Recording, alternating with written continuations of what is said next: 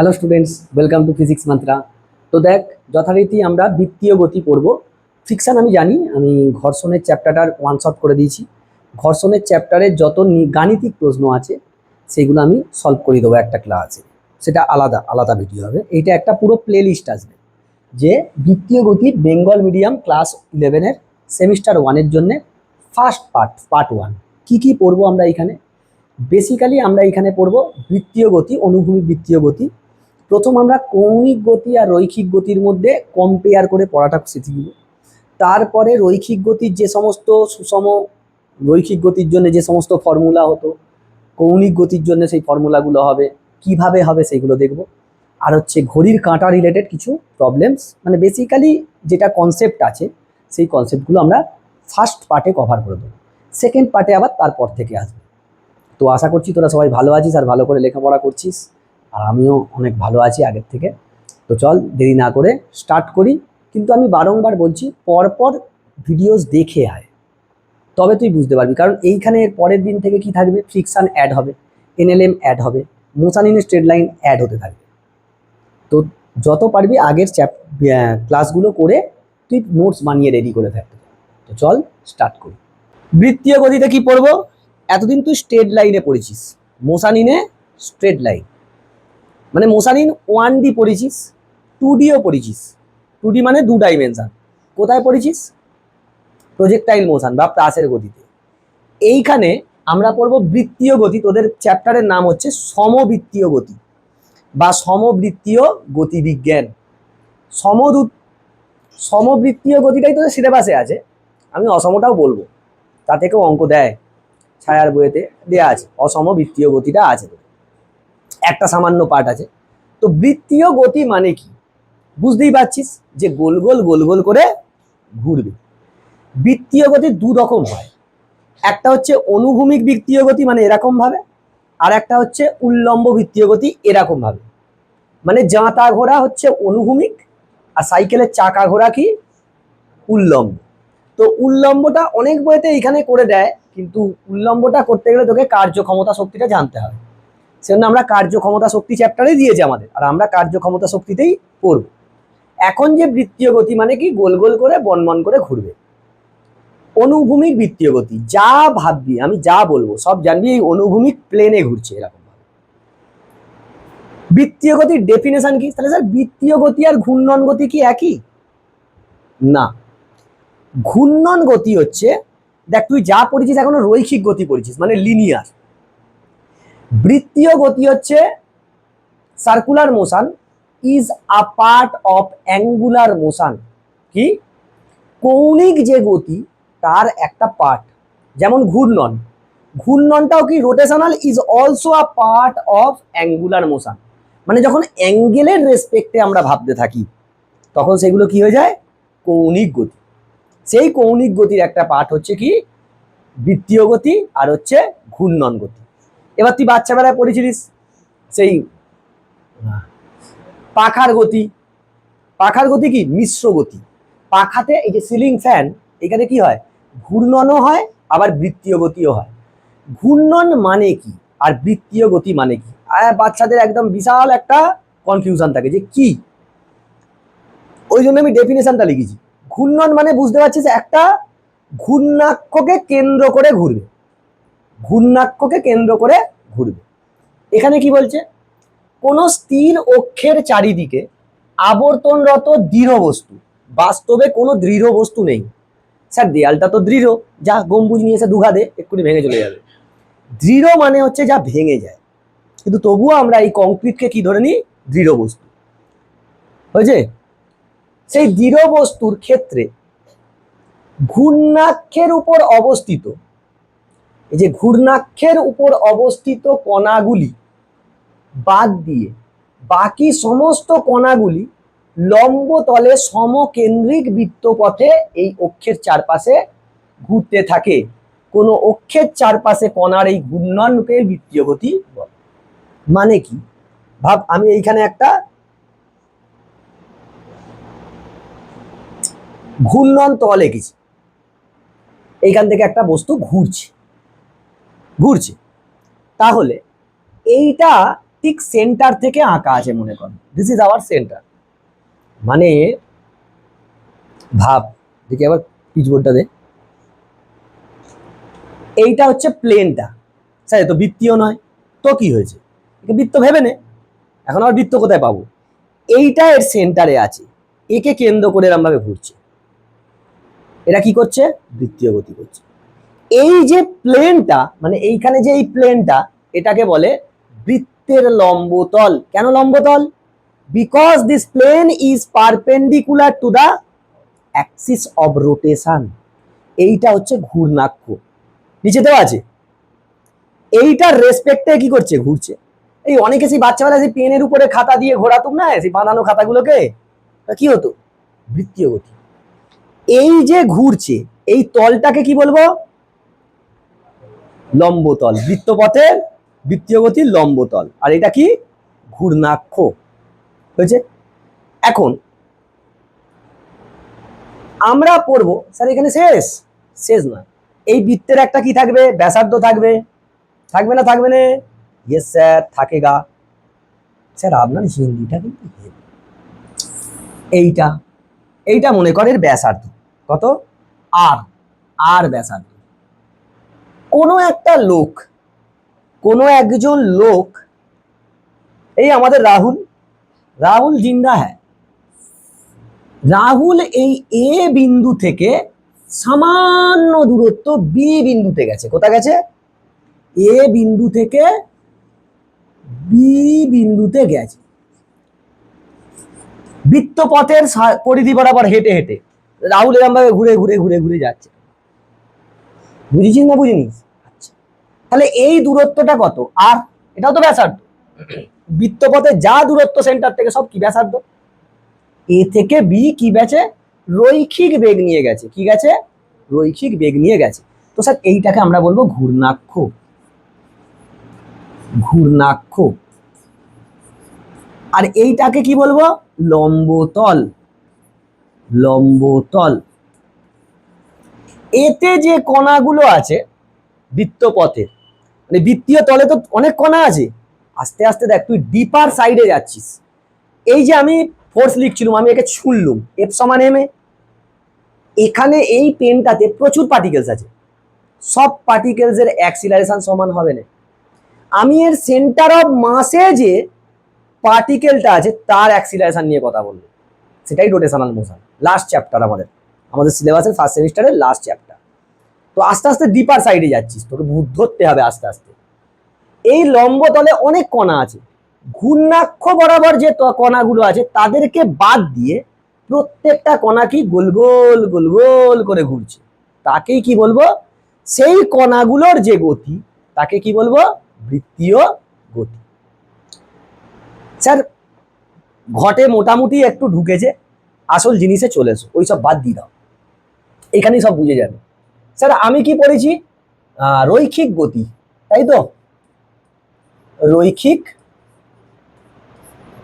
গতি, যাকে আমরা ইংলিশে কি বলি, লিনিয়ার মোশন, কি, লিনিয়ার মোশন, লিনিয়ার মোশন। আর একটা কি পড়বো, কৌণিক গতি, কৌণিক গতি। এখন বৃত্তীয় গতি ভুলে যা, কৌণিক গতি, ওর মাঝখান দিয়েই বুঝতে পেরে যাবি যে ব্যাপারটা আসলে কি, কৌণিক গতি। This is angular motion, angular motion. Rahul দেখতে পাওয়া যাচ্ছে তো, very good, angular motion. Sir রৈখিক গতিতে কি হতো, রৈখিক সরণ হতো। আচ্ছা স্যার আরেকটু মজা নাও, এসো, মনে কর এটা একটা বৃত্তপথ, বাবা ডাবা বৃত্ত হয়েছে, এটা একটা বৃত্তপথ হয়েছে, মানে বৃত্তটা কিন্তু অনুভূমিক এরকম, যেন ভাবিনি যেন বৃত্তটা এরাম, বৃত্তটা আমি এরকম আঁকার চেষ্টা করেছি, বুঝেছো। সেক্ষেত্রে এর ব্যাসার্ধ কত না, আর কত, আর এই সেন্টার থেকে টেনে দেয়, এইটা, এটা হচ্ছে আর, এটা হচ্ছে আমার কেন্দ্র ও, এটা এ বিন্দু, এটা বি বিন্দু, আর ব্যাসার্ধের বৃত্তপথ। কত ব্যাসার্ধ? আর, ছোট আর ব্যাসার্ধের একটা বৃত্তপথ। তো রাহুল যেখানে ছিল, রাহুল এই এ থেকে বি বিন্দুতে চারণ করছে, গোচারণ বলে দিসনি, ও গরু নয়, এ থেকে বি পর্যন্ত, মানে এই পথ বরাবর যাচ্ছে, ঘুরছে, এ থেকে বি পথে গেছে, টি সময়ে গেছে, টি সময়ে রাহুল গেছে, টি সময়ে কোথা থেকে কোথা গেছে? এ থেকে বি পর্যন্ত। তাহলে কি স্যার এই এবি পথটা, এবি পথটা, এবি পথ খুব ক্ষুদ্র, খুব ক্ষুদ্র, বাবা খুব লিখেছে, খুব খুব ক্ষুদ্র, একদম সামান্য পথ। তাহলে কি স্যার এবি পথটা আমার সরণ, রৈখিক সরণ? Yes sir. স্যার কিন্তু তো বাঁকা পথ, দিস ইজ আ বক্র পথ, সরল লেখা তো নয়, তাই তো রে? নামটা কি ছিল রে? স্বস্তিকা। এবি তো বক্র পথ, এ তো স্ট্রেট লাইন নয়, so it is not a linear displacement. এটা কি রৈখিক সরণ? এই যে হেতাকে দিয়েছি যে এবি খুব ক্ষুদ্র হলে একটা বৃত্তের খুব ক্ষুদ্র পরিধি অংশকে কি বলবো আমরা? Straight line. তাহলে স্যার ও তো স্ট্রেট লাইন। আচ্ছা, বুঝলুম ওটা কেন রৈখিক সরণ। বুঝেছিস না বুঝিনিস? এটা খুব ক্ষুদ্র, খুব ক্ষুদ্র পথ। তাহলে এটাই আমাদের এস সরণ। হ্যাঁ, তার মানে এবিটাই আমাদের রৈখিক সরণ এস। লিখতে পারবো কি গো? হ্যাঁ স্যার লিখতে পারবো। This is S. স্যার সরণ তো ভেক্টর রাশি, রৈখিক, এবার সব রৈখিক করতে হবে। তাহলে এ ভেক্টর রাশি, এ বিও তো ভেক্টরই, এ থেকে বি বলেছি আমি, এ থেকে বি এর দিকে। তার মানে স্যার রৈখিক সরণ মানে রৈখিক গতিতে আমরা কি পাই? রৈখিক সরণ, রৈখিক সরণ, যাকে আমরা এস দিয়ে লিখি, this is a vector quantity, vector.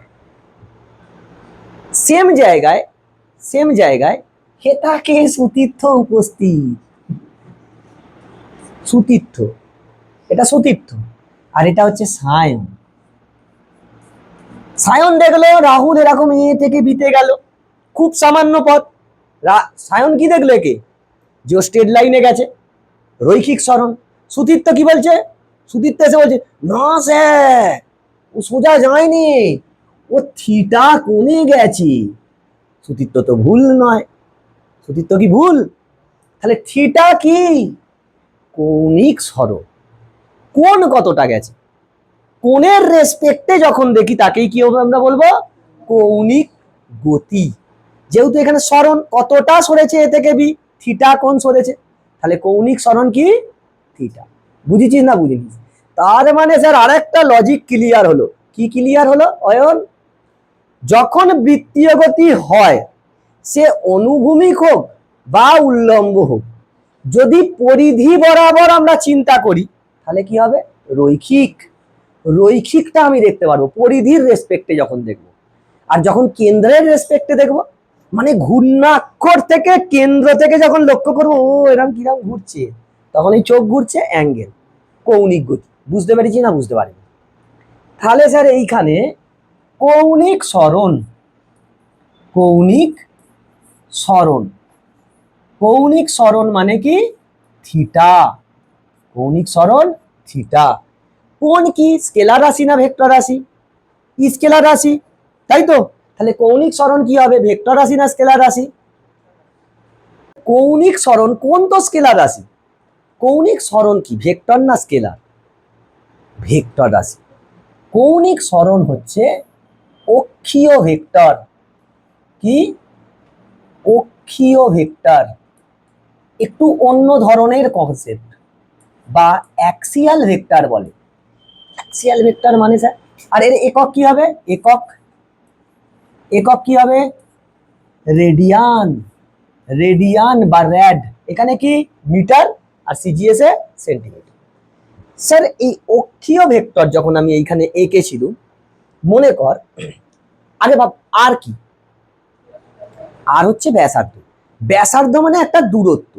দূরত্ব মানে কি, কোথা থেকে নিচ্ছি আমি, from the centre, away from the centre, তারপরে এটা একটা অবস্থান ভেক্টর। আরটা কি, আর হচ্ছে ব্যাসার্ধ। ব্যাসার্ধ হচ্ছে একটা, ব্যাসার্ধ হচ্ছে একটা অবস্থান ভেক্টর, পজিশন ভেক্টর, অবস্থান ভেক্টর। তুই যে শুধু পড়েছিলিস পি একটা বিন্দুর কোঅর্ডিনেট এক্স ওয়াই জেড, সেখান থেকেই পেতিস না, x i cap plus y j cap plus z k cap.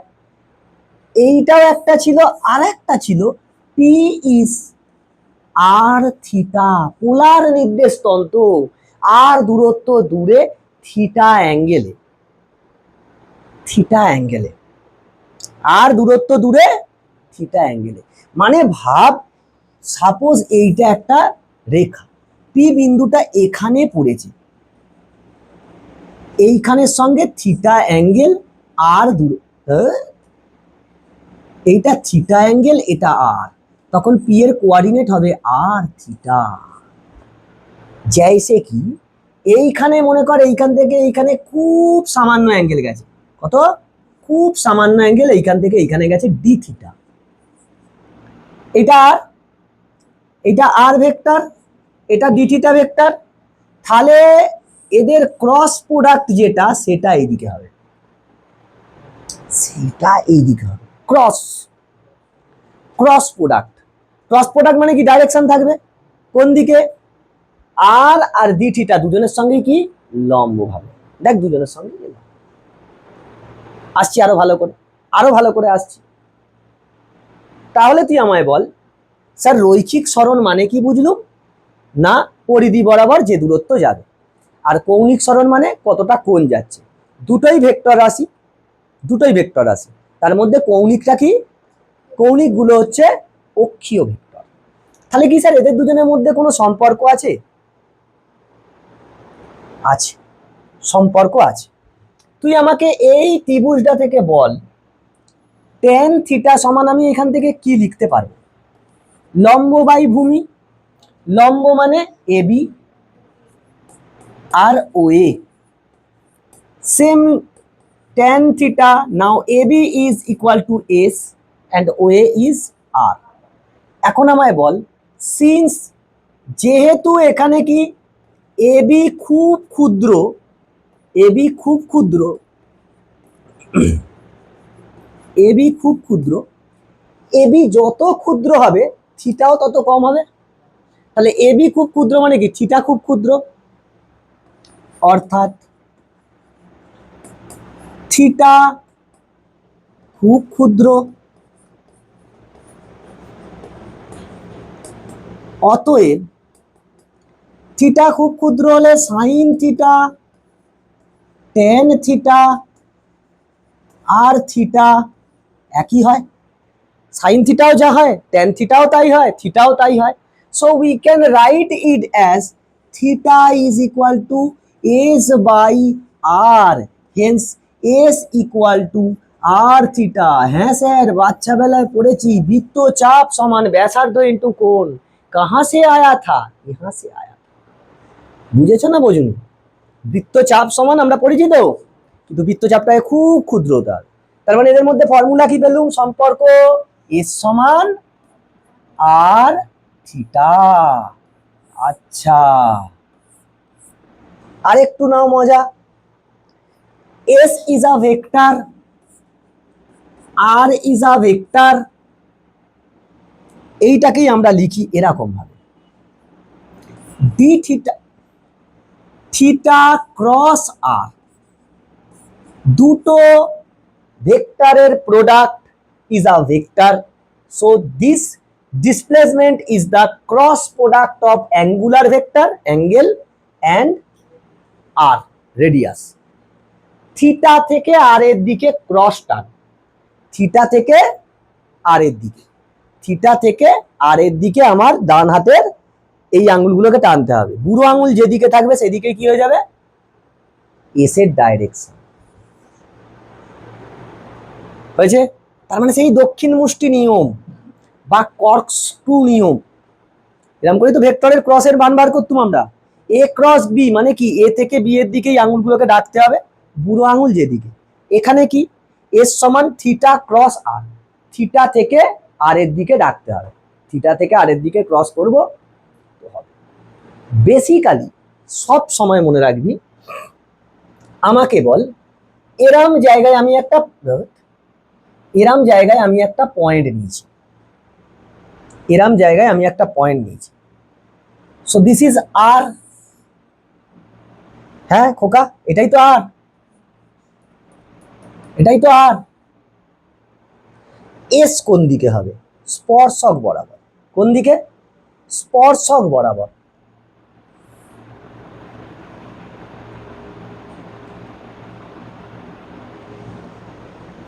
এইটা হচ্ছে এস,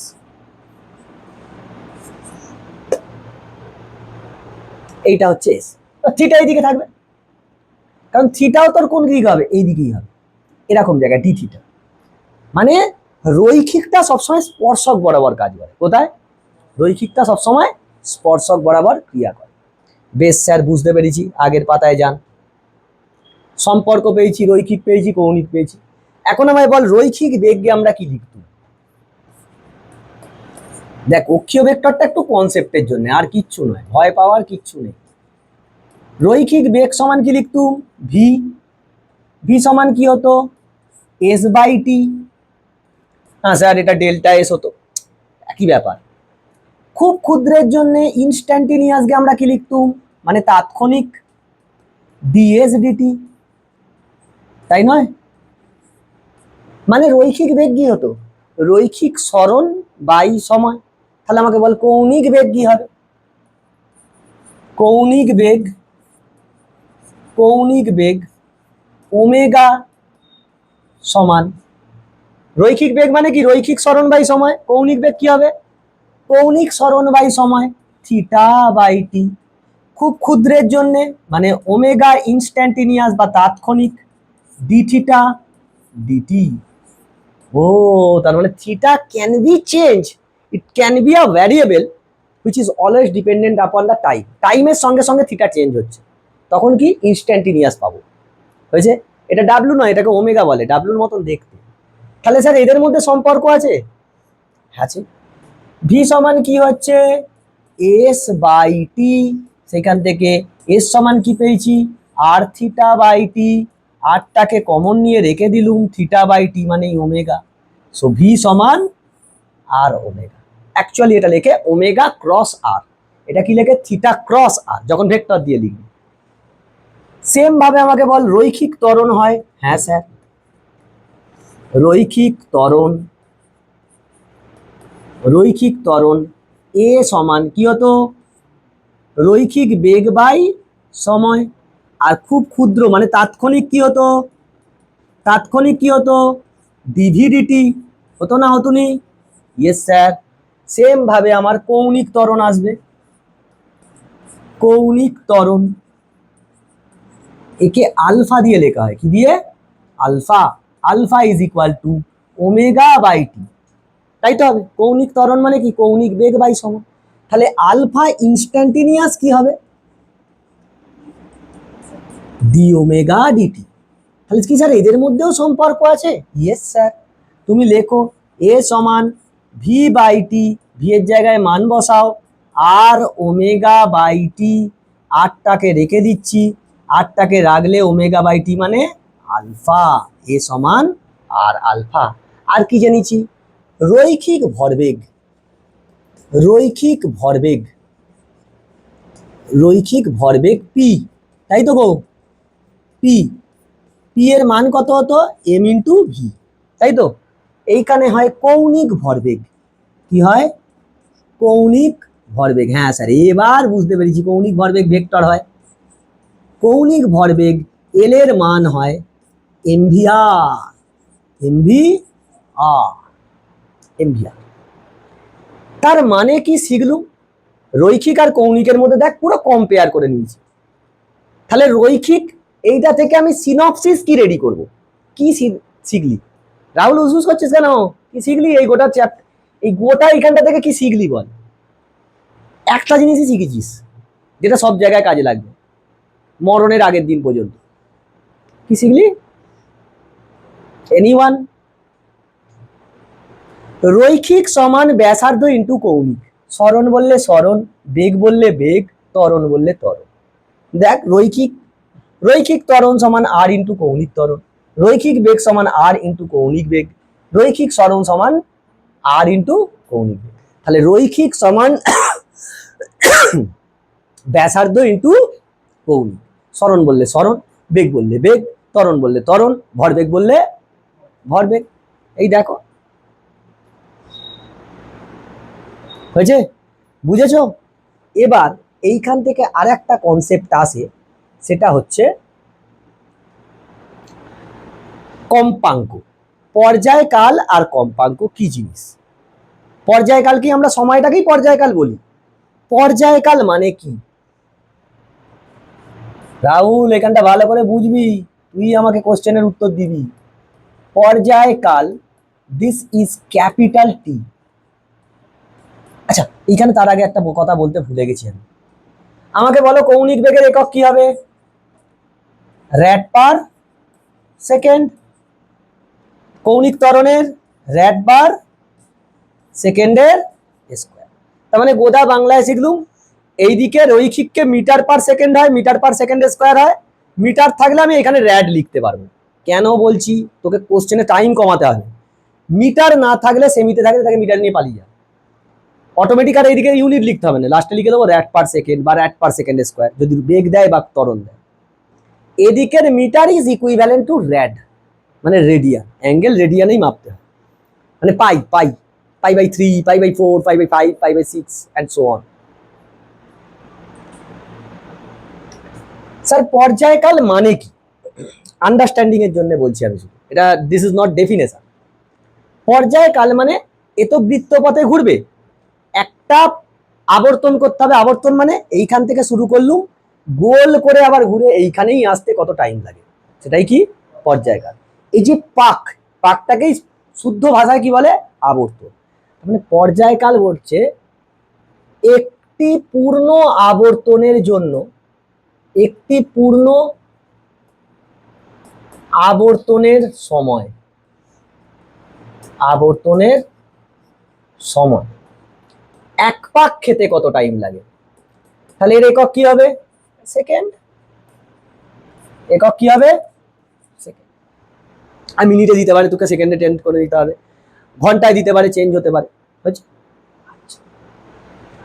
কম্পাঙ্ক কি? কম্পাঙ্ককে স্যার আমরা এখানে এন দিয়ে লিখব, ডিনোটেশন ছোট হাতের এন। কেন স্যার? কম্পাঙ্ক তো এফ দিয়েও লেখে, নিউ দিয়েও লেখে।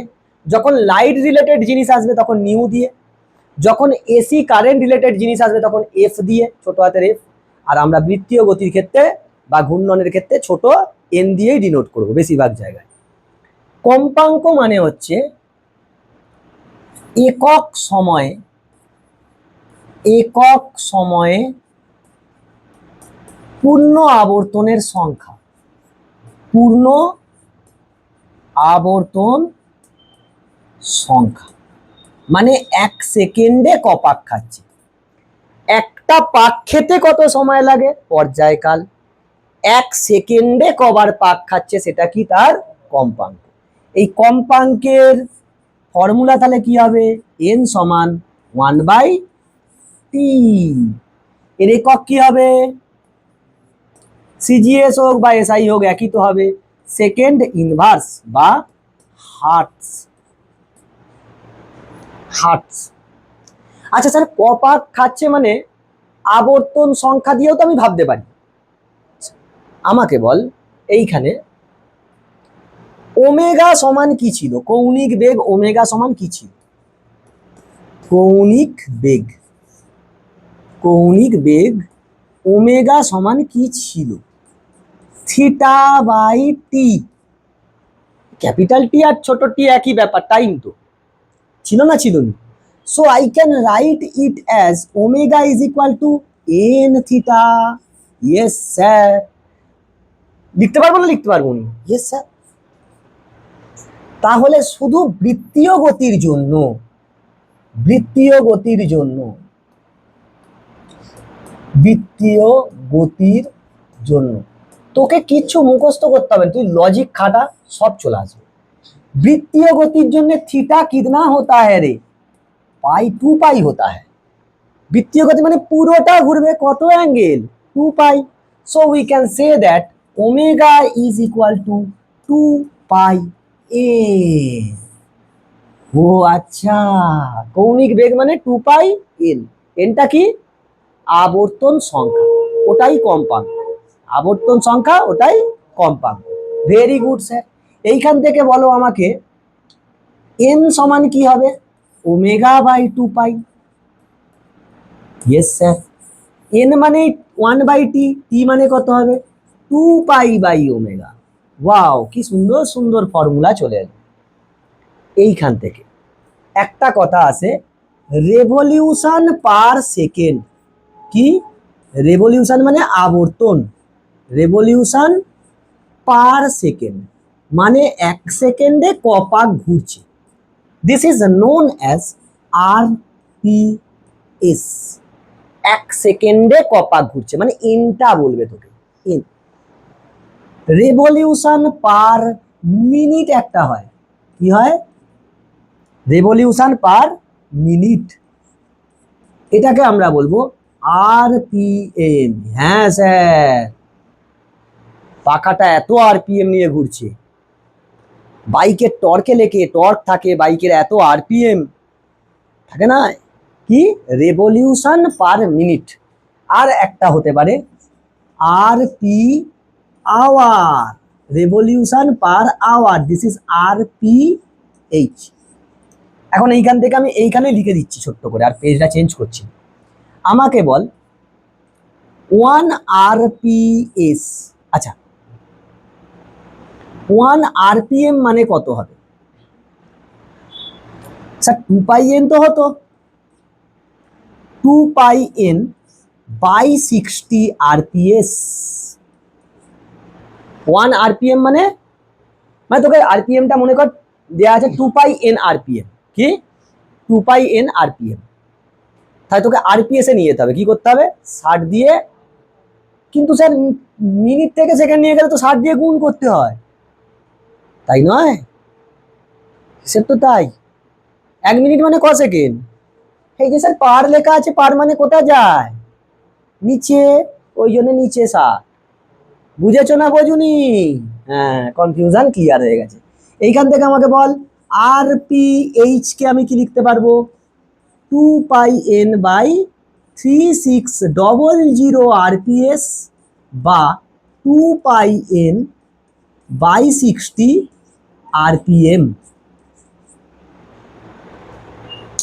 1 আরপিএম মানে কত আরপিএস, 2 পাই এন বাই 60, কি 2 পাই বাই 60 করবি, এন এর জায়গায় লিখতে লাগবে না, ঠিক আছে।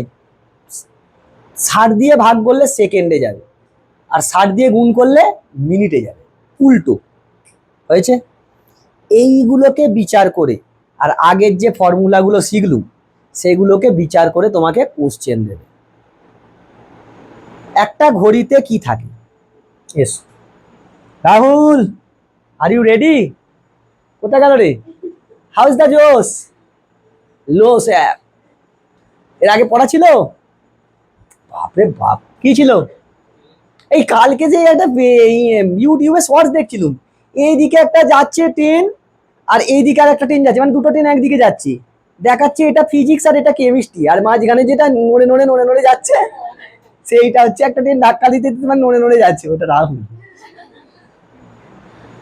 খুব অসুবিধে বল, ভয় পাস তোরা, জিনিসে কিচ্ছু নেই। ভাব এরম একটা ঘড়ি, ঘড়ি গলি হয় তো, চৌকো হয় কিন্তু ভিতরটা তো গলি থাকে, না স্যার এক নয়, কখনোই এক নয়। তো স্যার কি কি থাকে এখানে স্যার, একটা থাকে সেকেন্ডের কাঁটা, একটা থাকে ঘন্টার কাঁটা, আর একটা থাকে মিনিটের কাঁটা। এইটা মনে কর ঘন্টার কাঁটা, আর এইটা হচ্ছে মিনিটের কাঁটা। এইটা হচ্ছে মিনিটের কাঁটা, হয়েছে? এটা কি? মিনিটের কাঁটা, মিনিটের কাঁটা, এটাকে বলে মিনিটস হ্যান্ড।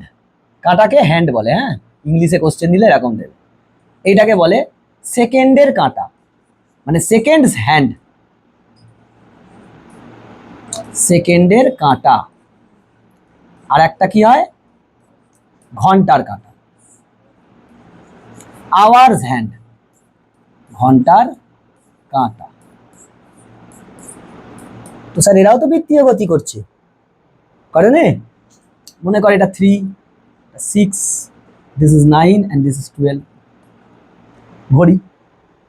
তোকে বলছে ঘন্টার কাঁটার কৌণিক বেগ কত? আওয়ার হ্যান্ডের, আওয়ার হ্যান্ডের কৌণিক বেগ কত, মিনিটস হ্যান্ডের কৌণিক বেগ কত, আর সেকেন্ডের হ্যান্ডের কৌণিক বেগ কত? कैसे निकाले?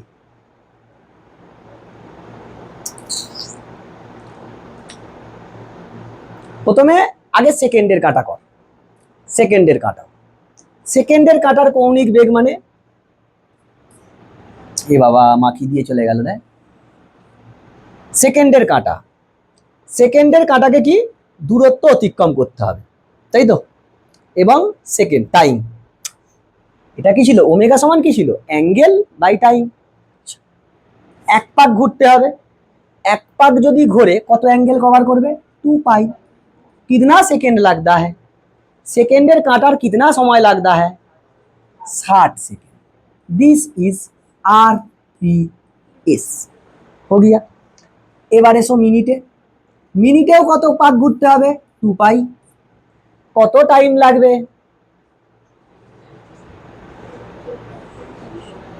মিনিটের কাঁটা, মিনিটের কাঁটাটা ঘুরছে মানে 60 মিনিট লাগবে। 60 মিনিট মানে 3600 second. This is rate per second. এখান পর্যন্ত ক্লিয়ার না? ক্লিয়ার নয়। তাহলে ঘন্টার কাঁটার কি হবে? 2 পাই।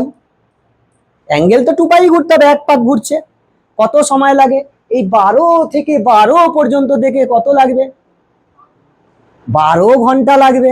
ভুল করেও যেন 24 ঘন্টা করিসনি। ক ঘন্টা লাগবে? তাহলে 12 ঘন্টা মানে কত? 12 ইন্টু 3600 সেকেন্ড, তাই নয়? This is rate per second. আয়া আয়া, তাহলে এদের অনুপাতটা যদি বলে omega hour is to omega minute इस टू ओमेगा सेकेंड, कितना होगा? 2 पाई 2 पाई 2 पाई, দুটো করে শূন্য সব। ও না না, এইখানে আসবে হচ্ছে 60 দিয়ে ভাগ করে দে। 60 দিয়ে ভাগ করলে উপরে সবার এক, উপরে সবার এক, তাই নয়? উপরে সবার এক। একে 60 দিয়ে ভাগ করলে 1, একে 60 দিয়ে ভাগ করলে নিচে 60, একে 60 দিয়ে ভাগ করলে নিচে 60 ইন্টু 12, 60 ইন্টু 12 মানে 720, 700। তাহলে অনুপাতটা কি দাঁড়াবে? 1:60 কে এদিকে অন করলে কত রে? 12:700 হয়েছে,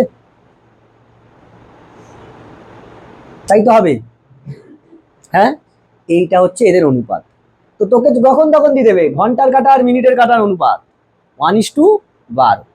আর যদি বলে মিনিটের কাঁটা সেকেন্ডের কাঁটা, তখন কত হবে? 12 দিয়ে আবার কাটাকুটি যাবে, 1:60। হয়েছে? বুঝে শুনে উত্তর দিবি, হয়েছে?